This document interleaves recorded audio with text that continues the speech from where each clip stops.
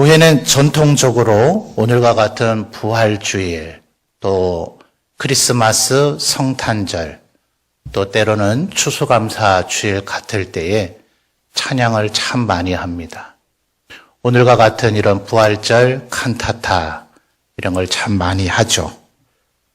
저는 목사의 아들로 이제 자라나게 되다 보니 지금은 목사인지라 왜 담임 목사는 이런 걸 같이 하면 안 될까요? 구조적으로 다른 일을 또 제가 많이 집중해서 해야 되다 보니 지금은 여러분과 함께 이런 것을 못하지만 정말 어릴 때부터 수많은 시간마다 하나님 앞에 찬양하고 또 고등학교 때는 찬양이 뭐가 그리 좋았는지 학교 성적과 노래 부르는 걸 아예 바꿔버린 것 같아요. 그래서 고등학교 2학년, 3학년 때는 저를 아는 가족, 친척들, 또 교회 사람들, 친구들 모두 다가 아마도 성악을 전공하려고 하는 모양이다. 그렇게 생각을 했을 정도였습니다. 그러다 보니 사실은 수많은 찬양의 자리에 있어 보다 보니 어린 시절부터 그런 질문을 스스로 해보곤 했습니다. 우리는 왜 이럴 때 찬양해야 하는가? 여러분 혹시 이런 질문을 던져보신 적이 있습니까? 오늘 이 저녁에 우리는 왜 또 찬양을 해야 하는가 말이죠. 오늘 우리가 로마서 5장 7절과 8절의 말씀을 읽었는데 바울 사도에 대해서 잘 알고 계시죠? 사도행전을 보면 어느 날 갑자기 정말 뜬금없이 이 사람이 나타납니다. 스데반 집사를 돌로 쳐서 죽이는 데에 이 사람이 옷을 벗어놓죠. 이 말은 만약 이 스데반 집사가 죽어야 할 이유가 없다면 내 생명으로 그 책임을 지겠다는 의미입니다. 겨우 스데반 집사 하나를 죽게 만드는 데 끝나지 않고 그 이후 바로 대제사장으로부터 공문을 받아서 그들은 우리의 믿음의 선진들을 나사렛 이단이라고 불렀죠. 이 나사렛 이단을 전부 다 체포해오고 또 만약 체포에 순순히 응하지 않으면 그들을 죽여도 된다는 대제사장의 권한과 권세의 공문을 받아서 실제로는 이스라엘의 우리가 영토라고 생각하는 곳도 남부 유대, 중부 사마리아, 북부 갈릴리 지역을 다 여러 통치자가 나눠서 통치하고 있었는데 그 세 개 지역조차도 벗어난 아람의 영역인 다메섹에까지 갈 정도로 대제사장에게 절대 신임을 얻었습니다. 아마 고대의 관습으로 볼 때 30살 이하의 연소한 사람에게는 이 일을 맡기지 않았을 거예요. 요셉이 28살에 술관원과 떡관원의 꿈을 해석해 줬는데도 그들이 2년 동안 잊어버리죠. 단순한 모렴치함과 망각의 문제가 아니라 하나님의 섭리입니다. 30살이 되어야 단순히 꿈 해석해주는 지식 정보 제공으로 끝나는 것이 아니라 요셉이 총리의 반열에 이르는 관직에 나가는 관습이 있기 때문에 30살이 될 때까지 그를 인내하게 하신 겁니다. 신약시대인 로마 시대에도 그 관습이 크게 변하지는 않았기 때문에 신학자들은 성경 어디에도 바울이 몇 살, 베드로가 몇 살, 요한이 몇 살, 예수님이 몇 살, 우리는 예수님의 나이는 출생과 세례받으심과 관련해서 그의 나이를 알지만 나머지 성경에 등장한 인물들의 나이를 추론하기는 어렵습니다. 그런데 이런 관습으로 볼 때 스데반을 죽기 직전까지는 전혀 등장하지 않았던 바울 사도가 갑자기 스데반을 죽이는 그런 중요한 일에 그리고 다메섹까지 가서 나사렛 이단을 척결하는 중대한 임무를 대제사장으로부터 받은 것을 볼 때 그는 분명히 30살이 넘었을 것이다. 그렇다면 예수님과 거의 동년배죠. 아마 베드로와 요한과도 거의 동년배이었을 겁니다. 그렇다면 이토록 중요한 일을 갑자기 맡게 되는 사람이 왜 복음서에선 전혀 등장하지 않았을까? 예수님에게 와서 수많은 질문을 던졌던 바리새인, 율법사, 또 사두개인 등 수많은 사람들 중에 이 사람이 있을 법하지 않습니까? 사울이 그토록 예수님께 질문을 하고 예수님과 논쟁했었다. 그리고 끝내는 예수께서 죽으시고 부활 승천하신 이후에 그의 제자들 중에 하나였던 스데반을 죽이는 자리에까지 이르렀다. 이게 오히려 타당해 보이지 않아요? 그런데 복음서에는 전혀 사울의 이름이 등장하지 않다가 사도행전에서 갑자기 이 사람의 이름이 등장합니다. 여러분, 누군가를 향해서 죽이고자 하는 증오의 마음을 한번 가져본 적이 있습니까? 혹시 하루 마음 상하면 그런 일을 겪습니까? 아마 이 자리에 계신 우리 성도들은 워낙 거룩하고 성결하게 살아서 그런 마음을 한 번도 안 먹어봤지 싶은데 죄송하지만 목사인 저는 그런 마음을 먹어봤을 때가 있었습니다. 하루아침에 그런 마음이 생기지는 않죠.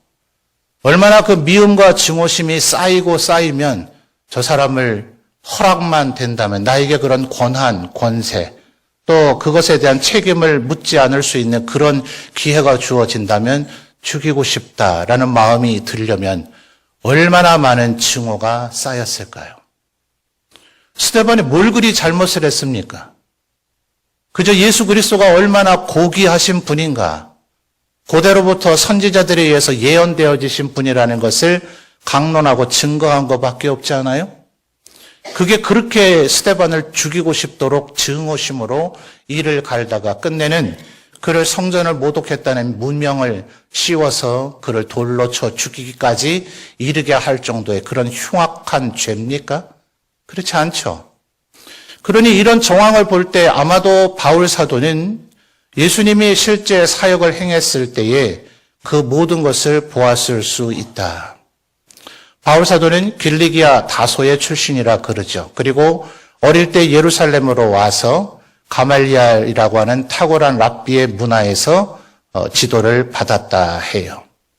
그러나 아마도 대랍비가 되기 위해서 정말 엘리트 교육만을 받았던 것 같습니다. 그러니 예수님은 사실은 대부분의 사역을 갈릴리를 중심으로 해서 했지 예루살렘은 유월절과 수전절 같은 중요한 절기에만 잠깐 왔다가 가셨을 뿐 그는 언제나 갈릴리에서 대부분의 사역을 감당하셨습니다. 어쩌면 바울 사도는 그때 이미 들었지 않았을까요? 갈릴리의 촌동네. 여러분, 갈릴리는 정말 변방 중에 변방입니다. 오죽하면 나다나엘이 주님의 부르심을 받기 전에 그것을 증거하는 이에게 뭐라고 얘기합니까? 나사렛에서 무슨 선한 것이 나느냐?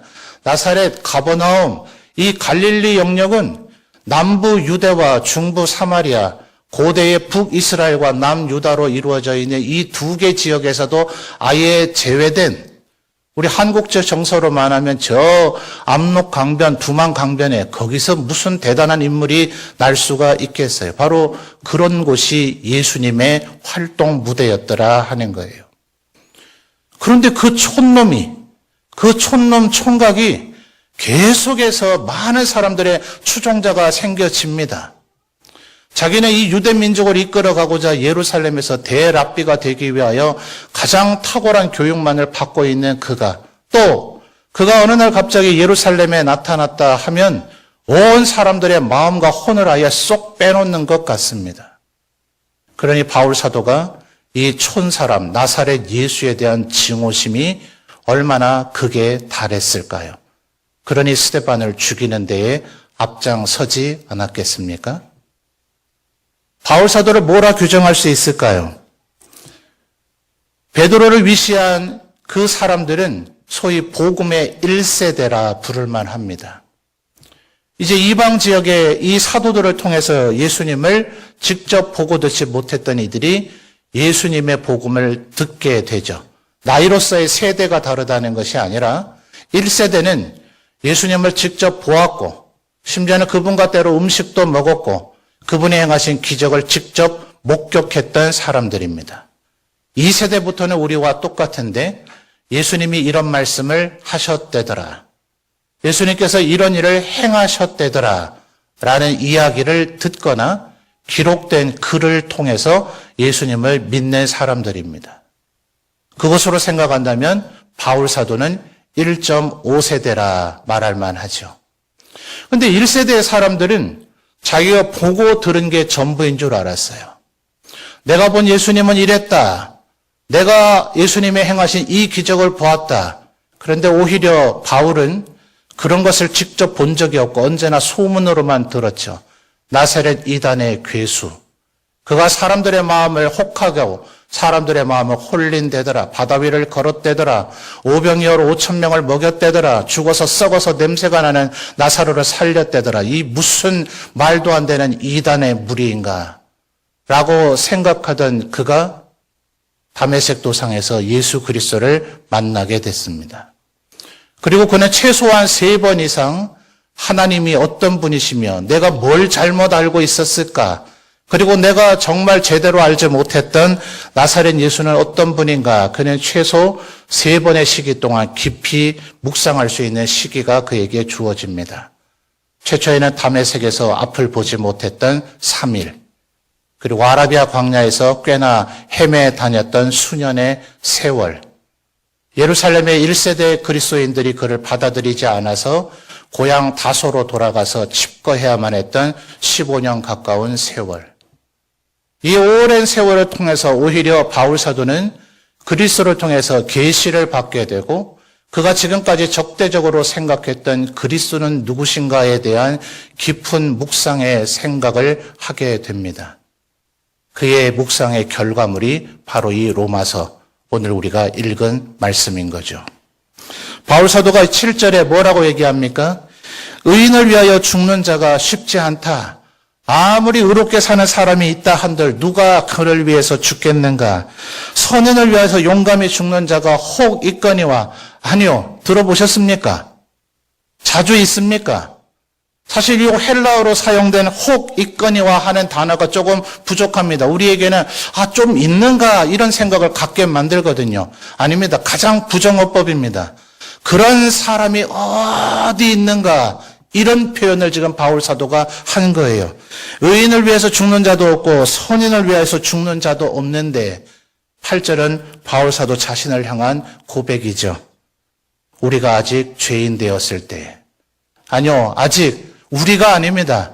내가 죄인 되었을 때에, 내가 그리스도로 향하여 온갖 증오심을 먹었을 때에, 그를 나사렛 이단의 괴수라고 여겼을 때에, 그를 따르는 추종자들을 모두 다 증오했을 때에, 그래서 어쩌면 가장 만만해 보이는 스데반을 죽이는 데에 내가 앞장섰을 때에, 그때에 그리스도께서는 나를 위하여 죽으심으로 우리에 대한 자기의 사랑을 확증하셨다. 이게 바울 사도가 오히려 한 발짝 뒤에 있게 됨으로써 1세대 그리스도인들이 파편적으로 보고 듣고 경험한 예수님이 아닌 그들의 증언을 듣고 또 그리스도에 의하여 3층천에 올라가 환상과 계시를 받게 되므로 오히려 가장 입체적으로 가장 논리적으로 예수님에 대해서 알게 된 것입니다. 여러분, 오늘 이 저녁 칸타타를 연주하는 우리 모든 찬양 사역자들도 이 자리에 함께 예배하며 그 찬양으로 은혜 받기를 원하는 우리 모든 성도들도 바로 이 바울 사도가 깨달은 진실, 이것이 우리의 마음에 새겨졌으면 좋겠습니다. 우리는 흔히 찬양을 생각하면 다윗 왕을 떠올립니다. 다윗 왕이 흔히 연주했다고 하는 사울의 악령을 쫓아낼 뿐만 아니라 그에게 성령을 다시 기름 부으시도록 만들어 주기까지 했다는 그 수금은 얼마나 정교한 악기였을까요? 저는 서두에서 말씀드렸듯 저놈은 성악을 전공하려고 하는가? 라는 말을 들을 정도였기 때문에 저는 서양 음악사도 공부를 했었습니다. 여러분이 지금 연주하고 있는 이 각종 악기들이 어떤 유래를 통해서 이렇게 발전을 하게 됐는가? 고대의 초창기 악기는 어떠했는가? 그래서 성경학자들이 이 부분도 추론해 봅니다. 다윗이 연주했다는 그 수금이 현대 악기와 비교해 본다면 정말 정교하고 아름다운 소리가 났을까? 다윗이 오늘 우리 할렐루야 베델 연합 찬양대가 찬양하는 것처럼 이토록 아름다운 발성의 기법과 화음을 추구했을까? 아니요, 그는 혼자 불렀습니다. 도대체 어떤 관중이 다윗이 부르는 그 연주와 그 노래를 들었을까요? 아니요, 다윗의 노래를 들었던 존재들은 양들밖에 없었습니다. 그러나 하나님께서 그것을 들으셨죠. 어쩌면 볼품없는 악기가 자체가 볼품없기 때문에 도저히 정교하고 화려하고 탁월한 연주가 될 수 없는 그런 볼품없는 연주. 그의 본업은 성악가가 아니라 양치는 목자였기 때문에 아마도 사람이 들었다면 조금 조용히 하지 그래 라고나 타박했을 법한 그런 노래였을지 모릅니다. 그러나 그것이 하나님 앞에 드려지는 노래였기 때문에 하나님께서는 그것을 귀히 보셨다. 그러니 우리가 드리는 이 찬양은 사실은 사람에게 들려주는 것이 아닙니다. 그래서 성경은 찬양의 제사라 하지 않습니까? 오늘 이 저녁에 우리가 부르는 찬양이 여러분이 연주하는 이 연주가 하나님 앞에 드려지는 것이 되기를 바랍니다. 무엇 때문에 이 찬양을 우리가 불러야 됩니까? 우리 또한 나도 바울사도 못지않게 주님 앞에 죄인이었을 때, 주님을 몰랐을 때, 주님께 불순종하고 거역했을 때 주께서 이 세상 그 누구도 의인을 위해서도 죽지 않고 선인을 위해서도 죽지 않지만 그리스도께서 여전히 죄인이었던 나를 위해서 죽으셨구나. 그러니 우리는 찬양하지 않을 수가 없죠. 주님의 그 부활의 은혜를 되새길 때마다 찬양하지 않을 수가 없죠. 주님의 탄생을 생각할 때마다 찬양하지 않을 수가 없죠. 우리가 갖고 소유하고 있는 이 모든 것들을 주님께서 주셨다는 것이 생각되어질 때마다 찬양하지 않을 수가 없는 것입니다. 오늘 이 밤 부활절 칸타타를 연주하는 우리 모든 찬양 사역자들이 사람 앞에 하는 것 아니요. 음악을 추구하는 것이 아니라 하나님 앞에 드려지는 찬양의 제사가 되기를 주님의 이름으로 축원합니다.